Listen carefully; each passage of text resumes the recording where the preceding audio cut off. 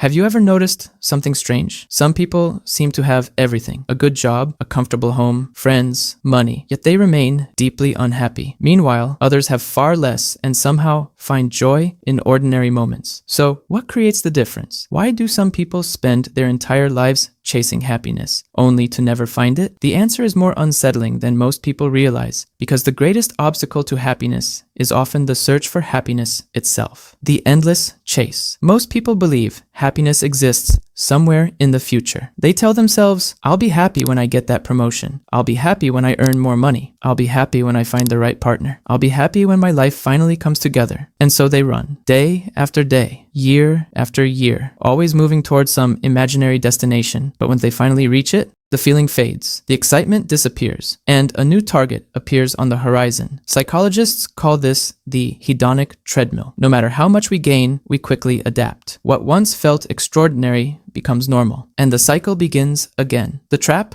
of comparison. But there's another reason many people never find happiness: comparison. Humans are social creatures. Our ancestors survived by understanding their place within a group. Today, that ancient instinct still lives inside us. The problem is that modern life has amplified it beyond anything our brains evolved to handle. Every day, we see carefully edited snapshots of other people's lives, their achievements, their vacations, their relationships, their success, and without realizing it, we compare our behind-the-scenes reality to someone else's highlight reel. No matter how much we achieve, someone always appears to have more, and happiness becomes a race with no finish line. The happiness paradox. Here's where the story becomes even stranger. Research suggests that people who obsess over becoming happy often become less happy. Why? Because happiness is not something you can force. Imagine trying to fall asleep. The harder you try, the more awake you become. Happiness works in a similar way. When you constantly monitor your emotions, asking, am I happy yet? Why don't I feel happier? You create pressure, and that pressure creates dissatisfaction. The more desperately you pursue happiness, the more it slips away. The fear of discomfort. Many people also believe happiness means avoiding pain, avoiding failure, avoiding rejection, avoiding uncertainty, avoiding difficult emotions. But life doesn't work that way. Every meaningful experience comes bundled with discomfort. Love carries the risk of heartbreak. Ambition carries the risk